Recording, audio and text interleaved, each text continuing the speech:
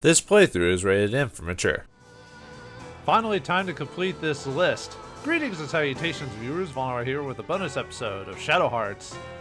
In this episode, we're going to go over the last bit of library entries, the reward for getting library entries, and the true ending of the game. So the last entry that I'd missed in the initial run was the Rage Demon. I don't know how I missed it, but it's in the Kuahan Tower. It's near basically at the end of disc 1. There's only one disc in this game. At the end of part 1 of this game, where the Shanghai campaign or the Asia campaign or whatever you go on. If you go to Kuai Tower, just any of the 4 is a Rage Demon will pop up. It's basically just a variation on the Demon prospect with them and their odd appendages, if you know what I mean. So really not much to them. They're just I think they're more fire-based, if I remember correctly. And they can be beaten pretty easily, especially if you have the Mind's Eye by this point, so, which I do. I mean, you should have at this point.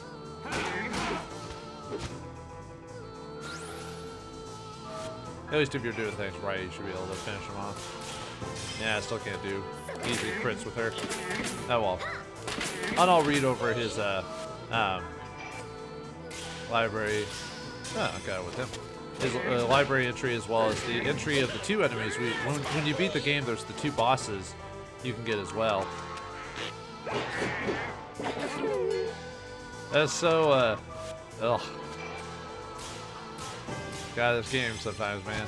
It's weird how this game is so dark, yet it's so, like, almost goofy in some ways. And the whole series is kind of like that, although it gets worse in the 2nd and 3rd games. Especially the 3rd game. Yeesh. And I kind of like that game, but, you know. Anyway, let's go over the library entries here. So, alright. Let's see. Alright, let's just get to 45, which is what he was. 45, Rage Demon. Spawned from evil, malicious ghost of an entrepreneur killed by his own family. The protrusions in the Nether region commits heinous acts. Brother the Vengeance Demon. And he's water elemental. I don't know why I thought he was fire for some reason, so. Yeah, it does the same, nothing. Ugh. Anyway, the final entries we didn't get were the bosses of the game, because you don't get them in the initial run. You have to do New Game Plus to get these guys. So, alright, which the 2 are Messiah, which is what Roger Bacon turns into when you fight him at the end of near the end of the game. Albert's final evolution, gained through the evil power from the castle of the deranged gods. So his attack is he kicks you. And he stands on his own hand. Kind of funny in a way. That doesn't make sense, but whatever. And then finally, the Meta God. This is the evil being that you have to, that Roger Bacon sent you to fight off at the end of the game. Final boss. Unknown life form, referred to as God by many people throughout the ages, appears in front of those who attempt to discover the true purpose of the Mad God's castle. Okay, so that's it for all the library entries. So now we just have to wait till we get to Europe and talk to the individual that gives us our reward for the library entry, as well as showing off what the battle is against the mask himself that would take Yuri's soul. But what happens if you aren't prepared for that encounter and Alice must fight him alone? Well, let's find out as we turn our faces towards that. So I'll be back when I get back to Europe. Alright, we've made it to London and the arena that Sharon puts up. Let's go talk to knowledgeable Carl there. And if we've done everything right, we should have, yeah, monsters that was defeated accounts for 100% of the total. Treasure-wise doesn't matter, like I said last time. So, but anyway, if we talk to him again, and we go to defeated monsters. Oh, Hunt's defeated 100 of the monsters? Was that 100%? Incredible! Quite amazing. It can't be helped then. This is quite the treasured item of mine. It is my youth. Use it wisely. Man, we get black silk pants?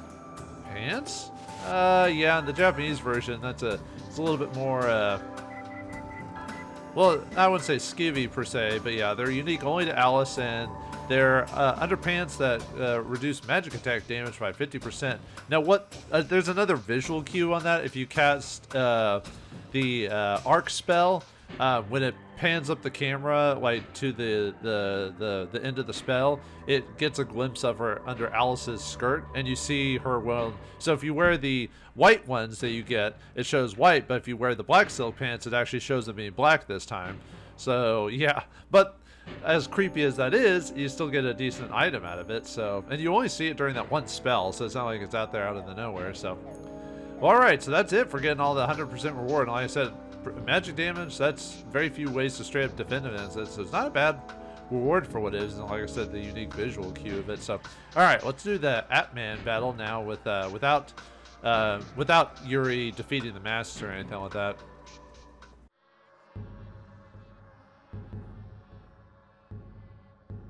Okay, so we're here with the fight with Atman. So if you decide not to destroy the mask and read the little grade that says Alice here, then this scene will change slightly for Alice. So, where are we? It's that graveyard again. Yeah, this is gonna be, for those who want happy endings, don't watch the rest of this. I'm sick of this same dream. It's almost as if this entire world was waiting for me. Well, you did take up Yuri's curse, so. Ah, the air is so heavy. It feels like it's crushing my heart. It is. Literally and figuratively.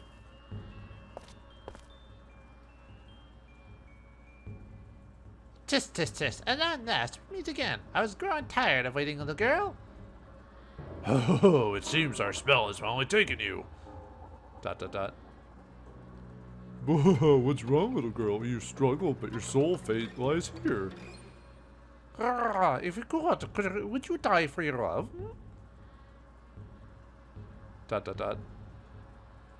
Tisk, go now to the depths of the evil dimension.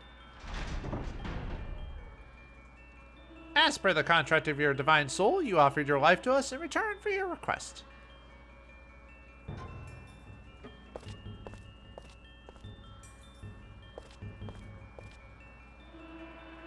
I give you welcome to the girl who offered her soul. Do you fear me? Oh, you. The fact that his name is Atman is really, really weird, but whatever. I am Atman, the executioner of the spirit sacrifice. I bring death to your soul. Hoping for someone to come and save you. Unfortunately, you're all alone here. No one is coming to your rescue. You're quite alone. Do you have any regrets about dying for that man? No, I have no regrets. Such a courageous girl. How delicious your pure, unsullied soul must be. Come, the final wedge has been driven into the Judgement Ring. You will become one with my darkness. Exclamation point, question mark. For boss time against Atman with Alice alone. Yeah, no Yuri to pop in and help, so if you didn't destroy the mask or read the grave, Yuri has no idea what's going on here, so it's all to Alice to face him alone. Will she be able to do it? Yeah, no. Yeah, you can't win against Atman. He eventually finishes her off, but we can try our best with our 1 damage. Yeah. Yeah, no matter how strong you are with Alice, there's basically it's a no-win situation in this game. And I'll go over that when we get to the final bit of it, to the depressing thing about this whole situation. Probably should just cast defense. He'll kill me no matter what. So, like, there's no way. Like, even if I was casting magic and stuff like that, I would not be able to do enough damage to him to finish him off. Yeah, he does like quite a bit of damage. I think I remember when last time I mentioned this, he has like 4,000 damage or 4,000 HP. There's no way I could finish him off, even with items and all this other stuff. Because yeah, after so much time, he casts Eradication, which insta kills us. So.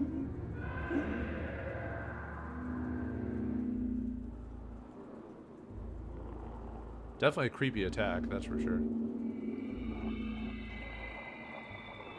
Mainly because of what it shows, you know, her father dying and everything. But yeah, no matter how much work you put in, no matter if you're max level, unless you have a cheat. But even then, I think causes the game to break because you're supposed to die at that. That's why it does 999, just to prevent like people at max HP and stuff like that. So, Yuri,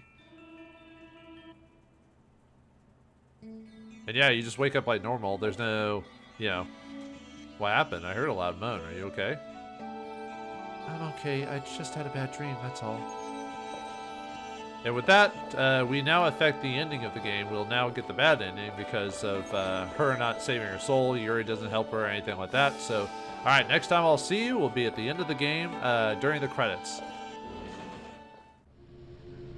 All right, we're back after beating the first boss of the final dungeon. I forgot there's some extra dialogue if you're on the bad path. So I decided to throw this into.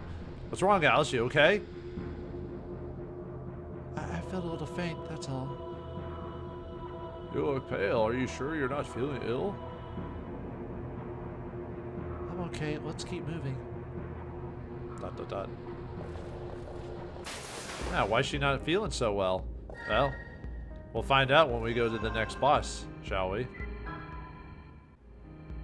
Alright, just finished beating the second boss. Alice, you're not looking too good.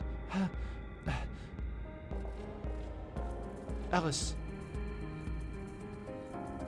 No, please, not yet. The time is... Time? What about the time? Time to... Well, I was going to say something else, but never mind. It's nothing. I think I'm just tired. I feel short of breath. Uh-oh. You're pregnant, aren't you? Oh, wait, no, that's a different game. Go ahead, everyone. You're not coming? I'll take Alice and follow right behind you, okay? Yeah, it's probably just a women thing, right? Time of the month and all that. Okay, I'll be waiting. At least that's what all the guys are thinking. I'm not thinking that. You're hiding something from us, Alice. Don't have anything to hide. Come on, spit it out. You're just keeping quiet because you don't want Yuri to worry. ... I don't have much time left. I received a curse from the Four Masks when I rescued him from his mind's darkness. A curse from the Four Masks? Yeah, like, the only people who know about the mask should be Yuri and Alice. Everyone else is like, what is going on in the alternate world? Yes, I offered my life to save his. It's almost time to close the deal. No! Please, Marguerite, don't say anything to him. I don't want him to know. Alice. I don't know how much time I have left, but I don't want to stay. I want to stay with him until the end. Okay, I'll help you. Hang on, Alice. We're going to get through this together. Thank you, Margaret.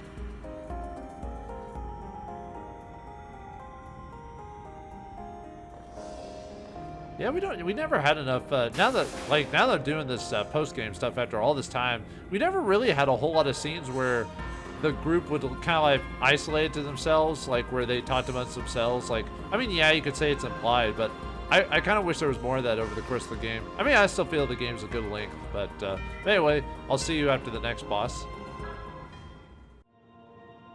You know, I just realized I got the black silk pants, and still haven't actually shown that off, so might as well show this off for the final episode. So let's just show off.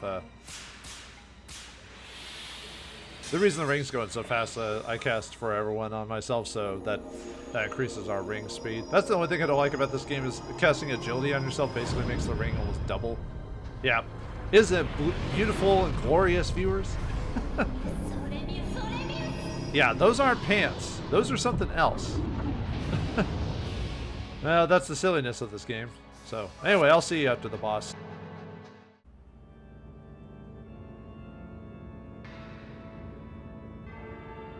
Oh, she keeps falling down. Medic!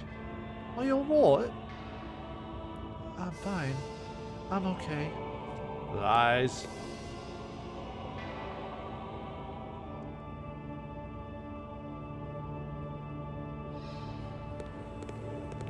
Yeah, they're like, yeah, they kind of need to have a talk, even though they didn't actually have the talk, but you know what's going to go happen. Are you in pain? I'm fine. It's just a little further. Whether we win and go home or lose and turn to nothing, I'll always be with you. Yes. He never even said the words. Say the 3 words. Come on. It's the end of the game. Well, I mean, she didn't. She almost said it back when you do get the Book of Rituals, but okay, let's do it. The final battle. We'll make it back alive. All right, so yeah, that's it. So I think there is some dialogue before the final boss, I believe, but for the most part, I'll see you at the credits at this point. So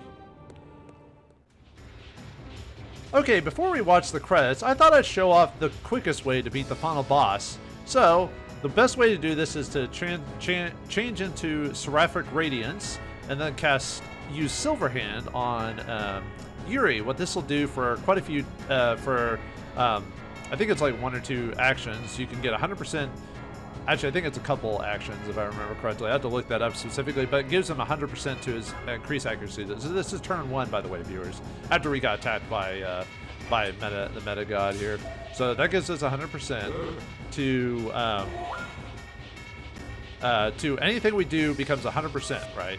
So let me go ahead and heal myself really quick. So this might be a little long just because of the whole...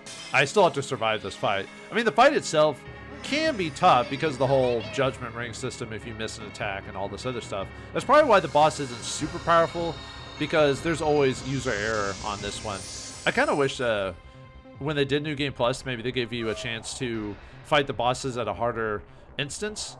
I'm just going to defend with them. I'm not going to actually attack because there's no reason to. Yuri will do this all by himself with the power of items. Yeah, if you've been saving these up, silver hands, you can get them, one of them from the arena, and the other one you can get from a treasure chest. I'm trying to remember which treasure chest it was. But anyway, next thing, we want to use the monkey's paw. What that does is it triples our attack power. And yeah, since it's 100%, the Judgement Ring is completely full. So this will triple all of our attacks.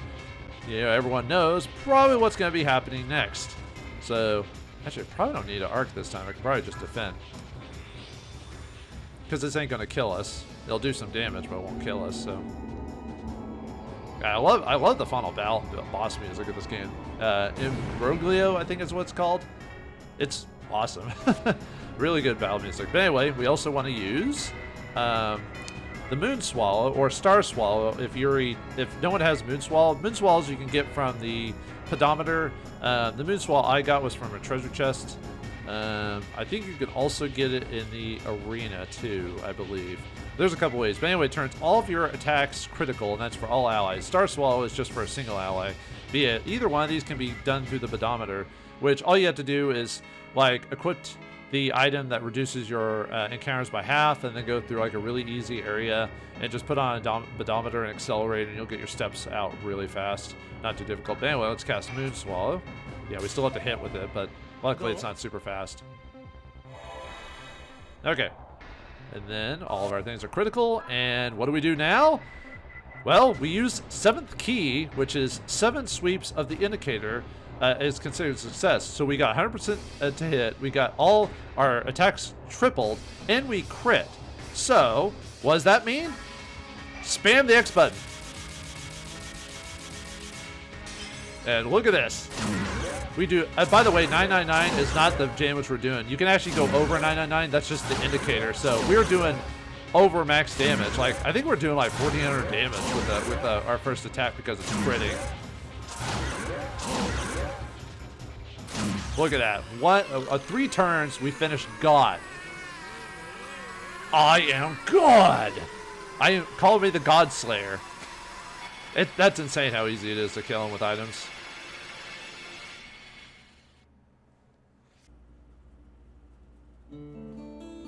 Okay, I thought I'd play the credits again just because of the way it ends instead of just cutting straight to it. But just extra thoughts on the game after all this time, because depending on when I recorded this and when I actually upload this might be maybe a year or 2 after I initially recorded the game.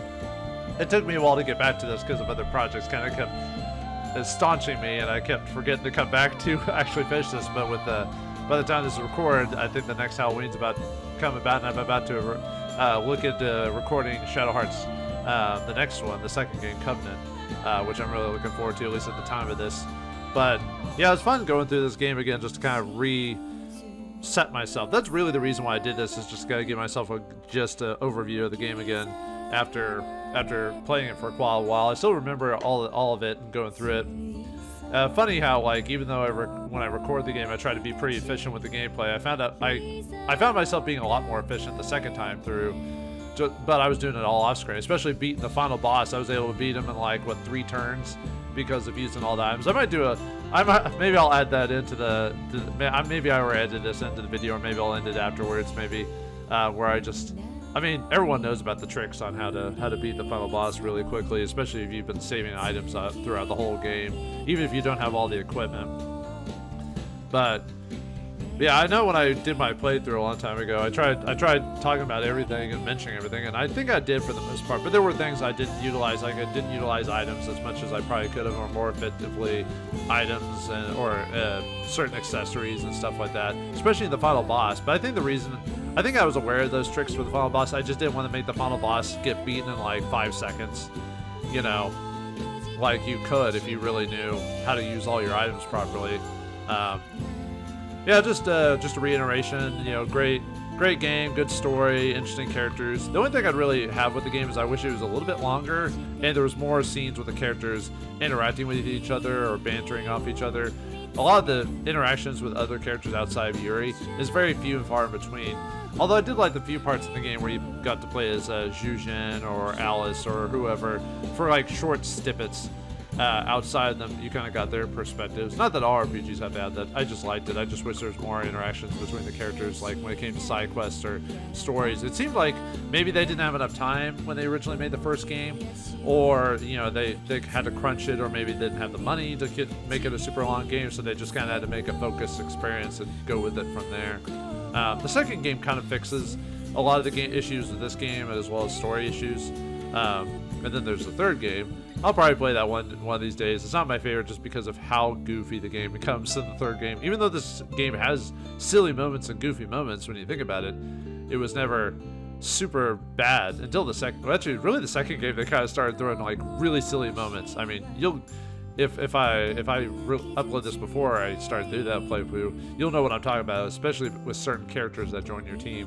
Because this game almost pretty much, for the most part, played it straight, except for a couple of characters. Like when you run to Roger, then it kind of gets silly at parts because you're near the end of the game. Yeah, it was also interesting seeing like what extra changes if you get the head to the bad ending. Really, all that changes is the dialogue from Alice after you beat the bosses in the final dungeon.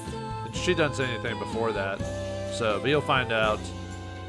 Well, I guess I'll talk about after you see the end of the credits and the last final scene of the game. Yeah, I kind of wish more people played this game or got more love, because after the third game, the series basically just kind of, I think the studio closed after the third one or something, or maybe it got sold to Midway or whatever, and then Midway's owned by whoever by these days. I just wish we still had alternate RPGs outside of like Final Fantasy.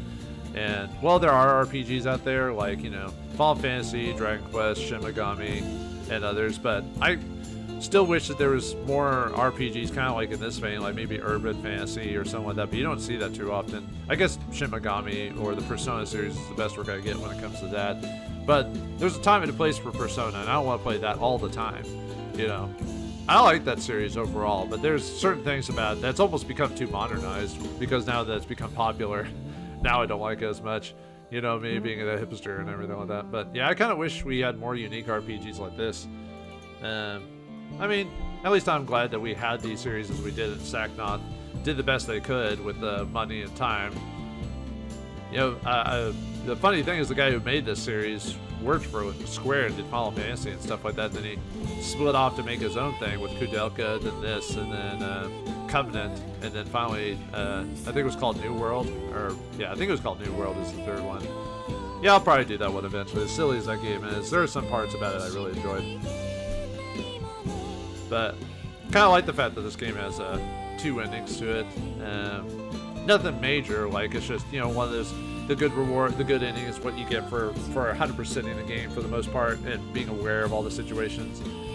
Of course, if you get the bad ending the first time, you're not even aware of it until you play New Game Plus and you're like, oh, maybe I missed something.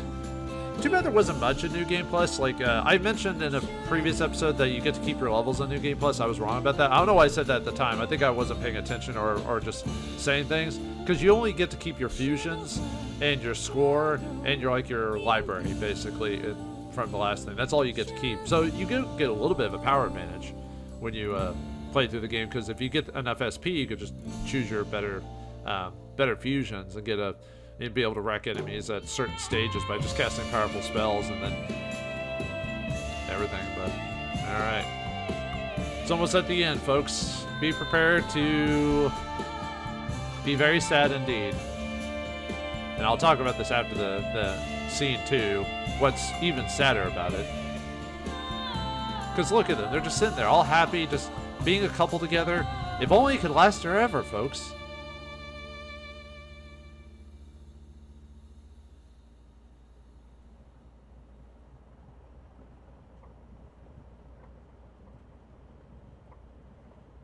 As the Warlock said in the end, even if another age of storms buffets this world, I intend to go on living and fighting for you who freed me from the darkness, for the one I love.